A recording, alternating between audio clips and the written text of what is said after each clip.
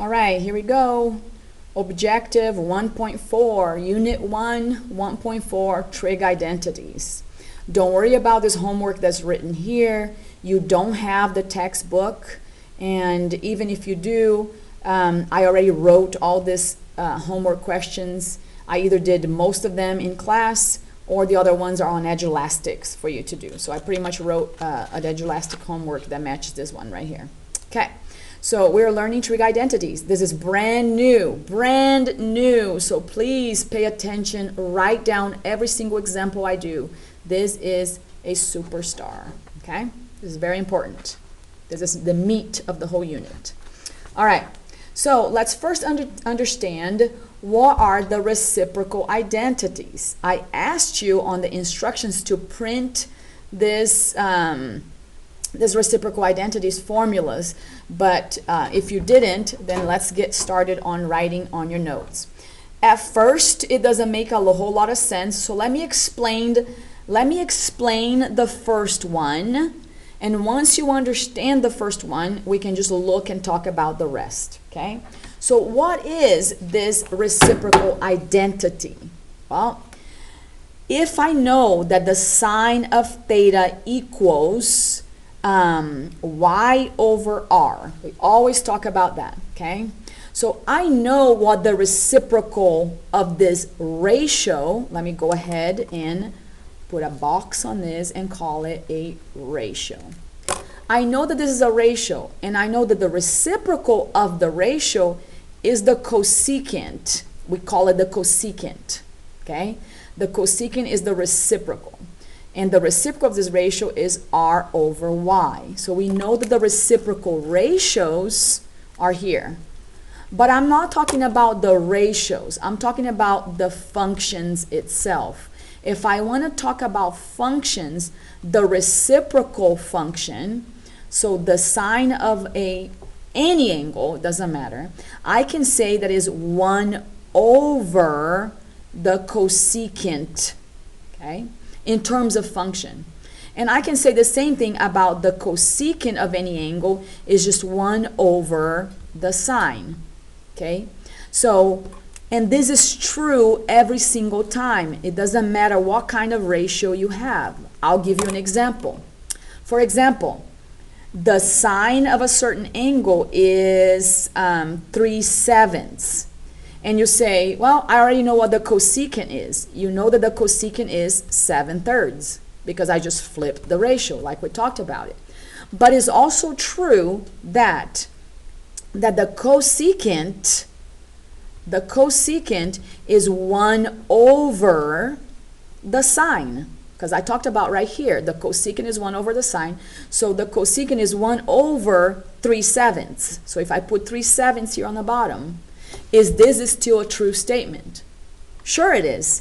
If I use the idea of keep, change, and flip the ratio, I'm still going to get 1 times 7/3, which equals 7/3 is what I got originally. And then you might be asking yourself, then why do I need to do this 1 over 3/7? You don't. You don't need to do it at all. I'm just telling you that in a formula sense, in terms of functions, this is a true statement. They are equivalent, okay? So I'm just talking in terms of functions, not in terms of numbers, but in terms of function. These two statements are true, just as like these two statements are true, okay? So see over here in this big format that I'm boxing is in terms of functions. These statements are true, but of course if I switch it to numbers, you don't need to do 1 over 3/7. You can just go ahead and flip the ratio.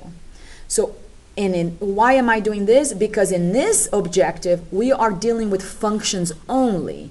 There will be no numbers. So that's why we need to understand what are the reciprocals in terms of functions, not in terms of numbers, okay? So, the reciprocal of the sine is 1 over the cosecant. The reciprocal of the cosecant is 1 over the sine. The same thing is true for the cosine. The cosine equals 1 over the secant.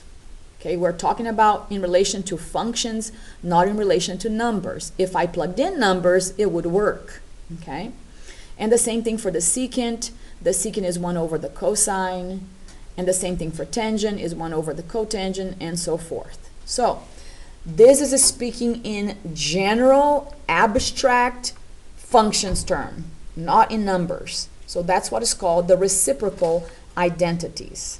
Okay, so why do we need these reciprocal identities? I can actually do math without any numbers, with just functions. And I'm going to get to it in just a second. All right, now let's talk about what is called the quotient identities. Well, if I know that the tangent of any angle is y over x, but I don't want to use y over x, I don't want to use ratios, okay? I don't want to use ratios, I only want to use functions. I know that the y is represented by the sine. The sine equals the y. And I also know that the x is represented by the cosine, cosine of theta. So if I can express the tangent, not with the ratio, but with functions, I would say that the tangent of any angle will always equals sine over cosine. Okay? So we are representing things as functions, not as ratios, and definitely not as numbers. So what can you say about the cotangent? Well, we know that the cotangent of any angle is x over y. But we want to represent this ratio, this quotient, without x and y's, and definitely without numbers. So how do we represent? We know that the x is the cosine, and we know that the y is the sine. So it's just cosine over sine. And look at how simple that is. It's just the reciprocal, right? So you need to get into your mind that right now we're trying to show trig identities without numbers, with only using functions. And we keep making the connection of x's and y's and r's, but we're using functions instead of ratios. Okay. An edulastic homework sample for you to earn points for participation and for work, it would look like this, okay? Can you use trig identities? So let me highlight. Don't use numbers. Definitely don't use x's and y's, okay? Let me make sure I write this down. So do not use x's and y's and r's, okay? Do not use x's, y's, and r's. Use trig identities to complete the following. What is the tangent? Well, I know the tangent is y over x. So I'm going to write sine over cosine in terms of identities, not in terms of x's and y's and r's. Okay? What is the sine? I know it's y over r, or it's just y, right? The sine equals the y. But how can I show it without using y's and x's and r's? Well, I know that I can say is 1 over the cosecant. They are the reciprocals. Okay? How about the cotangent? Well, the cotangent is just the reciprocal of sine over cosine. So it would be cosine over the sine. If on edulastic you enter x and y's, it will let you, but it will be wrong. Okay? The cotangent. Again, why is she asking the cotangent twice? I'll probably ask it together. How do you represent both of these in one? Guess what? The cotangent can also be 1 over the what? The tangent. Okay? So that was the very first one I showed you. The cotangent is 1 over the tangent, but it can also be cosine over sine. It can be both. Okay? All right, so notice that we did that. Here's a big hint. I will definitely ask you something like that, either as a quiz, as a note check, quiz, or something. Okay? So we answered without using x's and y's and r's, and without using, definitely not using any numbers. All right. Pythagorean theorem. Well, if I am saying Pythagorean, then that must something be related to what we already know from Math 2, Pythagorean theorem. Okay? Okay, so we do know that x squared plus y squared equals the radius squared, or a squared plus b squared equals c squared. That's Pythagorean theorem. But we're dealing with identities. Again, we are not dealing with x's and y's and r's. We are not dealing with that at all. How can I get rid of x's and y's and r's, not have them at all? Well, put something in your mind, okay? The sine of any angle equals the y. The cosine of any angle is the x coordinate. And if we're talking about the unit circle, because we are, the radius is always 1. That's the radius. So if I use this idea right here, I can get rid of x's and y's and r's, because I cannot use x and y's and r's if I'm dealing with identities. So I can replace the x, I can replace the y, and I definitely can replace this r. With what? Well, the x is the cosine of theta, but it gotta be squared. The y is the sine of theta, but it gotta be squared. And r, I can just replace it with a 1, and 1 squared is just a 1. There's my plus. Okay? So, and then you look down here and you say, wait a minute. On the bottom of your page, it actually says the sine squared plus the cosine equals 1. Of course it does, because addition is commutative. You can have 3 plus 5 equals 8, and you can also have 5 plus 3, it also equals 8. Because addition is commutative, okay, when you're doing with addition. So this can either come this way, you're going to see it this way sometimes in some textbooks, and in some textbooks you're going to see sine square of theta plus cosine square of theta equals 1. And 1 squared is just 1. So it really doesn't matter which one you see. They both mean the same thing, because addition is commutative. Another way that you may see is this. You may see sine of theta squared plus cosine of theta squared equals 1. So the square can be outside or it can be in the function, written next to it. It's all the same thing. Okay? All right, they all mean the same thing. So that is called the Pythagorean identity. This guy right here that I highlighted in blue is the most common form you will see. It really doesn't matter, cosine can come first. Okay? But mostly we see y squared plus sine squared plus cosine equals 1. All right. So that is the other identity that we talked about. From this identity, I can come up with 2 more from this one. So let's go ahead and come up with more Pythagorean identities. All right.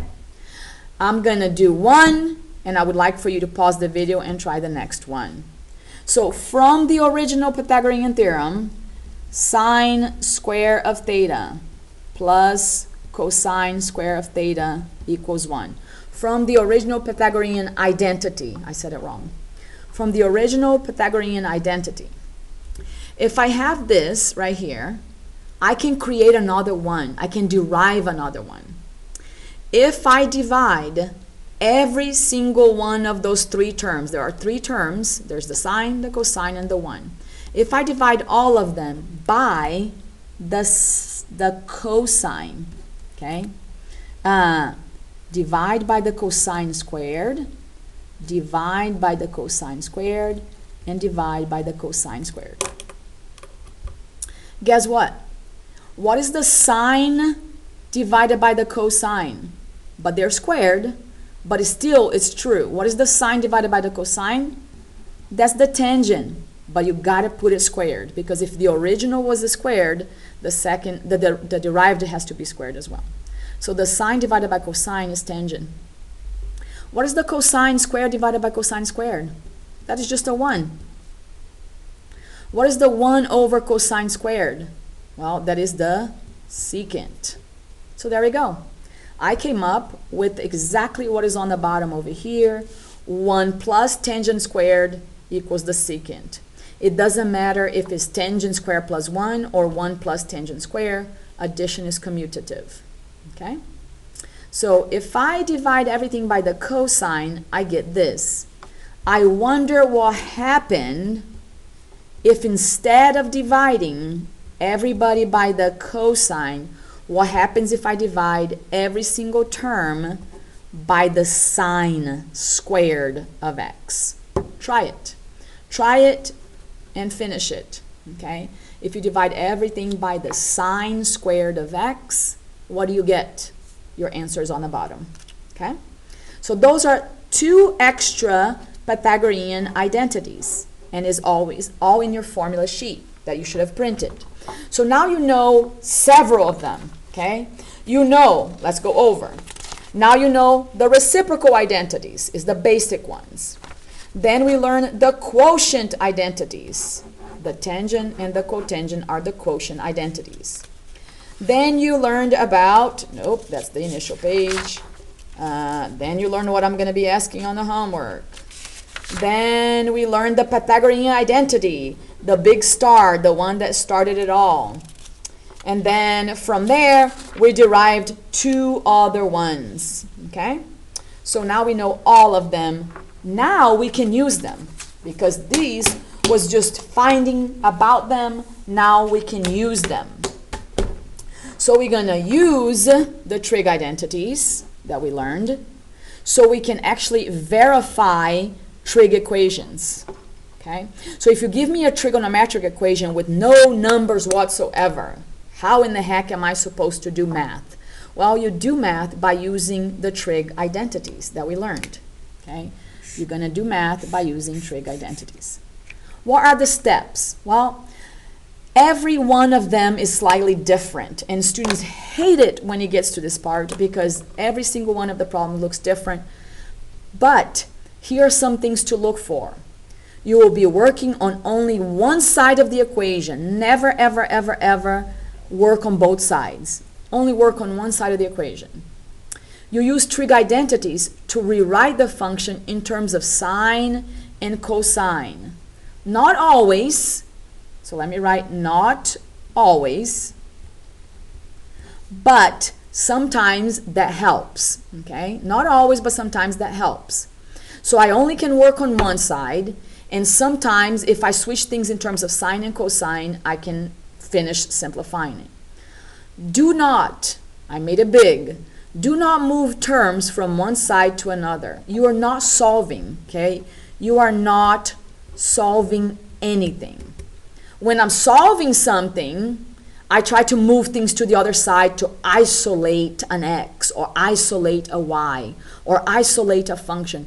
I'm not isolating anything. I'm verifying. I'm showing that one side is true and it equals the other. So what does verify the identity means? All it's saying is prove, okay?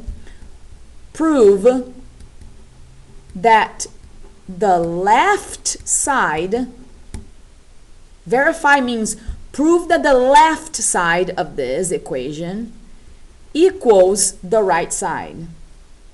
Equals the right side. That's what I'm working on. I am trying to use some sort of identity so I can substitute it in and prove that the left side equals the right side without using numbers, with only using identities. So when I look at this, I already have a sign, so I can't switch that. A sign cannot be substituted by anything else but a y, and we are not using, do not use y's and x and r's. We're not using those. I already said it many times. So what can I substitute in here to simplify something? I'm going to focus on this guy right here. I can use this guy and switch him. Okay? I'm going to keep the sign the same way, but I'm going to switch the cosecant by the reciprocal. I'm going to write times, because it's a multiplication, 1 over the sine. I'm not messing with the left side. Notice that says you will be working on only one side of the equation to prove that the left side equals the right side. So I'm going to keep the 1 the same way. I'm not changing. And then when I'm doing a multiplication, I can just cancel. The sign cancels with the sign, and the only thing I have left over is a 1. So yes, this canceled, you end up with a 1, which 1 does equal this 1 right here, and I'm done. Okay? So you're using the identities to just substitute it in and prove that one side of the equation can be changed. You can manipulate one side to make it look like the other. All right? That problem didn't make a whole lot of sense, but let's try one more. Use trig identities. Okay, you should have your little formula sheet next to you. To verify, in other words, we are trying to prove that the left equals the right. So use trig identities to verify that the following equation is true. Okay, I'm going to leave the secant, the left side, the right side here alone. I'm not going to touch the secant at all. All I'm going to mess is with those two right here. Can I change this cosecant for something else? And can I change this tangent for something else? Well, obviously, I got to go look at my identities.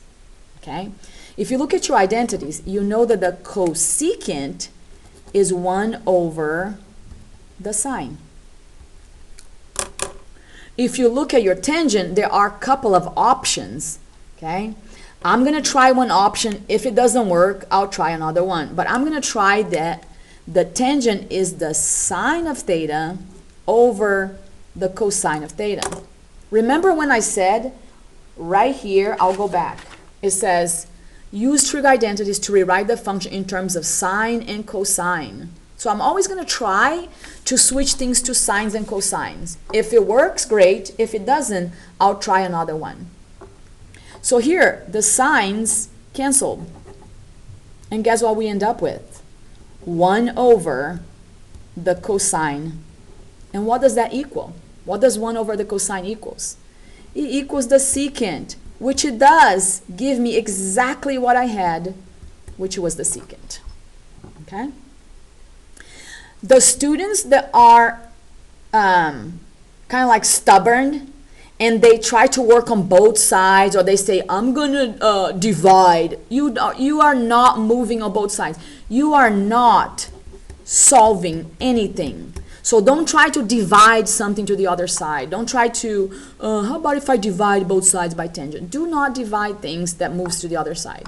You only want to stay on one side, keep on changing until you get to look like what you want to look like. Okay? You want to look like the right. All right, let's try one more time.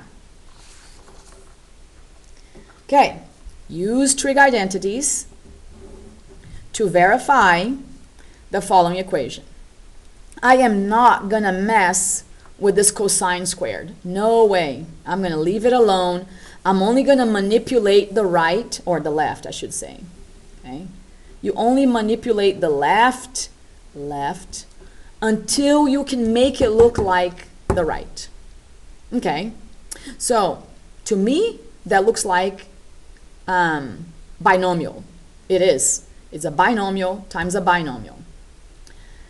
And it's already in sine. I cannot go any smaller than the sine. Okay, so I cannot make things smaller than sine. But what I can do is, I can FOIL this. Okay, I can multiply 1 times 1. 1 times the sine. Negative sine times 1. Negative sine times positive sine. I can FOIL to see what happens. So 1 times 1 is 1. 1 times a positive sign is a positive sign. A negative sine of theta times 1 is a negative sine of theta. A negative sine of theta times a positive sine of theta is a negative sine of theta squared. Just like if it was x times x, it would be x squared. All right. Let's look over here. A positive sign with a negative sign, they cancel each other. So I end up with 1 minus the sine square of theta. Well, I'm not sure, but when I see sine squared, cosine squared, and 1, when I look at my formula sheet, which you should be looking at it right now, it sure looks like this right here.